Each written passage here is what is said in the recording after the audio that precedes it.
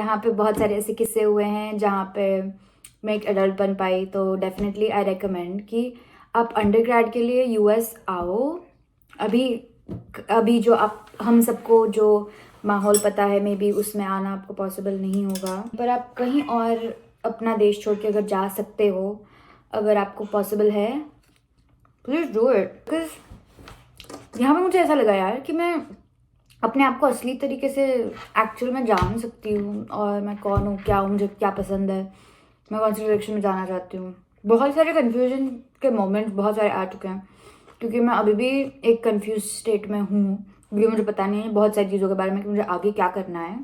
क्योंकि कुछ दिनों में, आई मीन नॉट कुछ दिन, कुछ महीने, बट मैं ग्रेजुएट हो रही हूँ और आगे थोड़ी बहुत ब्लैंक स्टेट है। क्योंकि ऑनेस्टली लुईस एंड क्लार्क की वजह से I am not gonna say कि मैं सिर्फ एक ही स्ट्रीम में सिर्फ साइक एंड सिर्फ न्यूरोसाइंस सीख रही हूँ।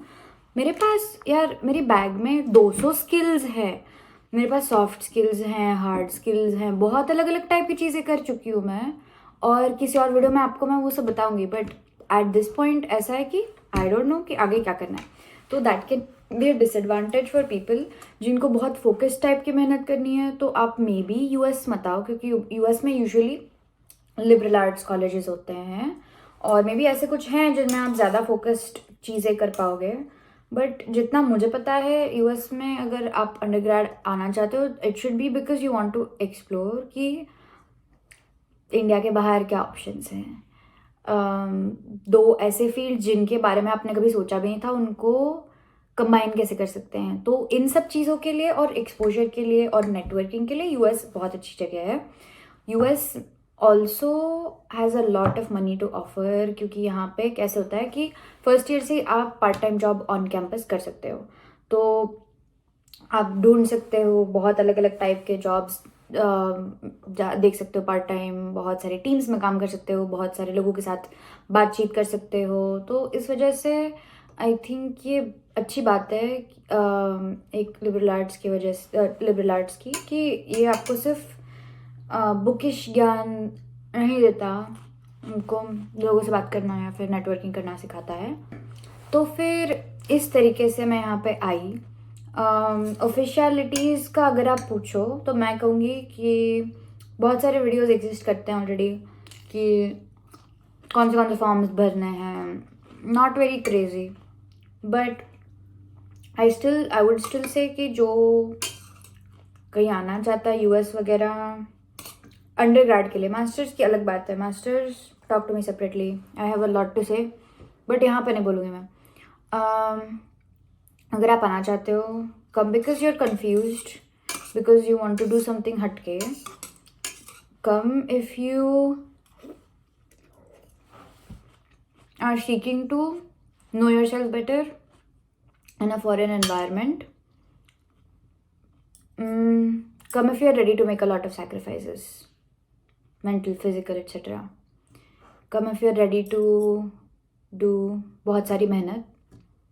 और हाँ, ये स्क्रिप्टेड नहीं है, तो मैं अपने मन में मेरे जो आ रहा है मैं उगल रही हूँ। अगर आपको कुछ सवाल होंगे तो प्लीज़ कमेंट्स में पूछो। रेज्यूमे के लिए UWC का मेरे इसमें बहुत सारा हाथ था, क्योंकि उसमें रिक्वायर्ड था कि हम 4 क्लब्स में पार्ट लेंगे और 2 क्लब्स में लीड करेंगे और बहुत सारे लाइक वॉलंटियरिंग करेंगे, और ये सब रिक्वायर्ड था। कोविड में जितना हो पाया हमने सब कुछ किया ऑन कैंपस 100%, ऑफ कैंपस थोड़ा बहुत ऊपर नीचे, तो वो सब था। और हाँ, स्टोरी राइटिंग के स्किल्स और अपने बारे में बात करने के स्किल्स और अपने ऊपर कॉन्फिडेंस होने के स्किल्स मुझे UWC से नहीं मिले। तो अगर आप उसके लिए देख रहे हैं तो maybe not UWC for some people, because it can be a lot, okay, it can be very intimidating. वो उतना मुझे वहाँ से नहीं मिला, उसमें बहुत सारे अलग अलग फैक्टर्स हैं, किसी और दिन बात करेंगे, बहुत सारे यहाँ टॉपिक्स हैं बात करने लायक। बट कनेक्शन भी मिले, पता चले, स्कॉलरशिप भी मिल गई अच्छी खासी। तो UWC में जाना उस तरीके से वॉज डेफिनेटली वर्थ इट। हाँ, और बहुत सारा पेपर वर्क मुझे खुद से नहीं करना पड़ा, मेरे साथ गाइडेंस काउंसलर्स थे करने के लिए। या बहुत सारे पैसे मांगता है UWC, so I wouldn't say it's always really cheap. कभी कभी आपकी अफोर्डेबिलिटी से ज़्यादा हो सकता है. To be very frank with you guys, एक टेक अवे अगर मैं आपको देना चाहूँगी is to have a slightly long term kind of a way of thinking. क्योंकि लाइक इवन इफ आपको ये नहीं पता होगा कि ओ मुझे इसी देश में जाना है, आप ये ठान के रख लो कि यार मुझे यहाँ नहीं रहना है. तो एक बार आप वो अपने दिमाग में डाल लोगे ना बार बार, तो फिर आपको रास्ते मिलने लगेंगे. आप ढूंढते रहिए और धीरे धीरे करके आपको मिल जाएगा जो भी आपका ऑप्शन है. बहुत सारे कंट्रीज़ हैं और शायद मैं यूएस में नहीं आने वाली. यूएस में कल्चर की बहुत कमी है, ये तो मैं पक्का कहूँगी. बहुत अलग अलग चीज़ें हैं. मेरे दोस्तों को मैंने बहुत सारी बातें बताई हुई हैं. तो हाँ, आई मीन यहाँ से मैंने बहुत कुछ सीखा, पर यहाँ की जगह कहीं किसी और देश में गई थी, लाइक कोरिया, जापान या फिर ऑस्ट्रेलिया, तो ग्रेजुएट होने तक मुझे PR मिल जाती यार. तो it's like is it really worth it? May be not. पर यहाँ आ गई हूँ तो मैं ऐसा नहीं कह सकती कि पूरा मेरा लाइक वेस्ट हो चुका है, ज़ाया हो चुका है. ऐसे नहीं कह सकते हैं, कुछ ना कुछ तो सीखना ही पड़ेगा. तो हाँ, बहुत कुछ सीखा मैंने. फिर हाँ, ये थी मेरी स्टोरी, मैं US कैसे आई, kind of in a brief वे.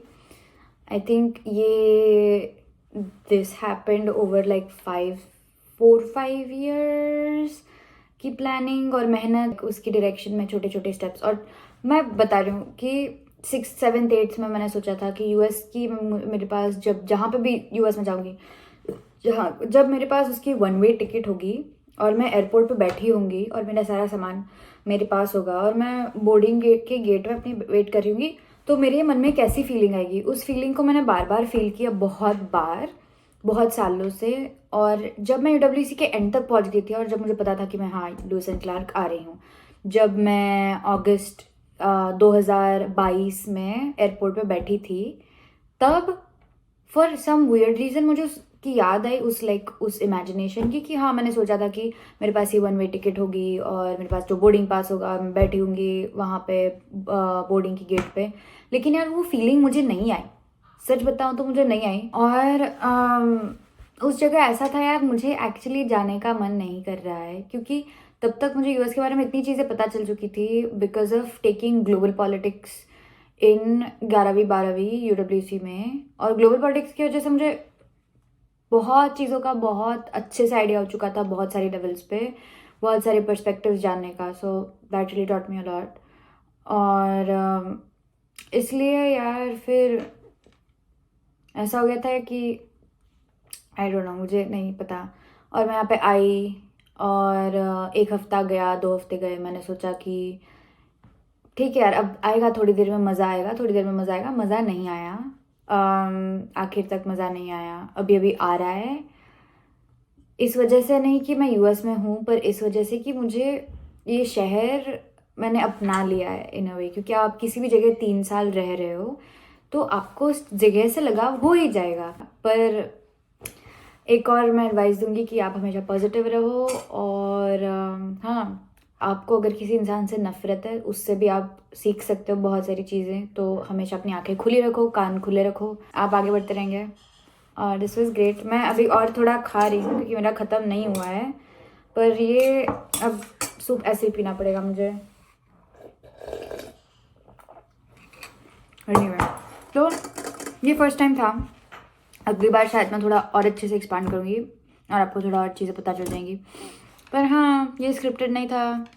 तो जो सुना आपने ऐसे सुना जैसे मैं किसी से डायरेक्टली बात कर रही हूँ पहली बार. तो yeah okay, see you. I hope your dinner और कॉफ़ी और whatever you had with me was great. और हाँ, सी यू नेक्स्ट टाइम.